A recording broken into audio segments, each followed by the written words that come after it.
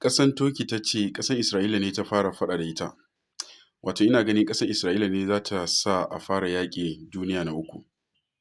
Ƙasar Turkey ta yi warning ɗin ƙasar Isra'ila cewa ta ce under international law tana da daman ta mai da martani a kan harin da ta kai a military asset nata da ke Syria. Ƙasar Turkey ta gargaɗi ƙasar Isra'ila, ta ce duk kuskuren da ƙasar Isra'ila ta yi ta kai mata hari a military facility nata, kayayyakin yaƙinta, equipment, kayayyakin faɗa, ko kuma ta kai hari a sojanta da ke ƙasan Syria, da ke kudancin ƙasan Syria wanda ke border Aleppo can kusa da Turkey.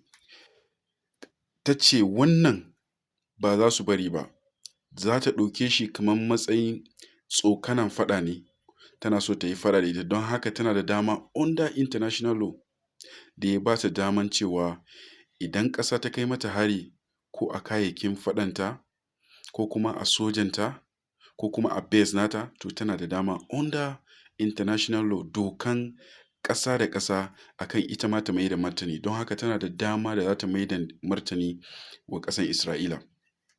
Sai dai an yi hira da Benjamin Netanyahu a jiya, inda Benjamin Netanyahu ya ce sun yi gargaɗi wa ƙasar Turkey, sun tura saƙon gargaɗi, amma suna ganin cewa gargaɗi kaɗai ba zai biya buƙata ba, don haka gara su nuna musu cewa su tura musu da ƙarfin soja, su tura musu gargaɗi ta kai musu hari. So har yanzu ana jiran ƙasar Turkey ta yi responding wannan abun da Isra'ila ta yi.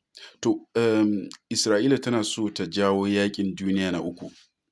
Isra'ila tana attacking ƙasar Lebanon, Isra'ila tana attacking Gaza, Isra'ila tana attacking Syria, Isra'ila tana attacking ƙasan Iran, duk ita ɗaya saboda interest nata. Me interest ɗin ƙasar Isra'ila?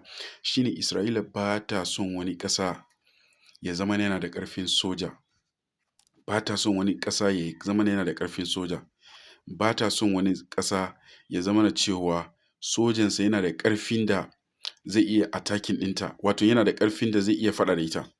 Kowane ƙasashe a GCC countries, Gulf Cooperation Council tana so ya zamana cewa ƙasashen suna da rauni. Shi yasa suke tsoron ƙasar Iran, ba komai bane saboda ƙasar Iran sun yi su rusa ƙasar Iran sun gagara.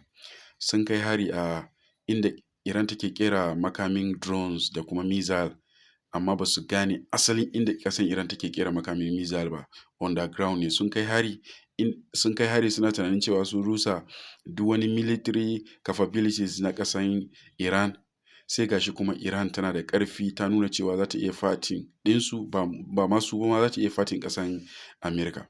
So ƙasan Isra'ila tana ganin ƙasan Turkey da ƙasan Iran a matsayin ƙasa wanda suke masa barazana, wato barazana saboda suna da ƙarfin soja. Waɗannan ƙasashen guda biyu da suke nan kusa da ƙasar Isra'ila, waɗannan suna ƙera makamansu, duk wani makami suna ƙerawa da kansu ba tare da taimakon wani ƙasashe ba, ko kuma su siyo daga wani ƙasashe. To shi yasa ƙasar Isra'ila take kallon waɗannan ƙasashen a matsayin wanda za su iya gwabza faɗa da su, kuma za su iya defeating ɗinsu. Shi yasa suke kallon ƙasar Turkey as a threat. Amma na ji daɗin da suka fara kai hari a military equipment na ƙasar Turkey. So yanzu ya rage wa Turkey ko su yi responding ko su ɗau mataki. In ba haka ba, wannan ƙasar Isra'ila da ke ganin su nan, suna so ya zamana cewa kowane ƙasashen da suke makwabta da su, wanda suke Middle East, su rusa su gaba ɗaya. Shi ne manufan ƙasar Isra'ila.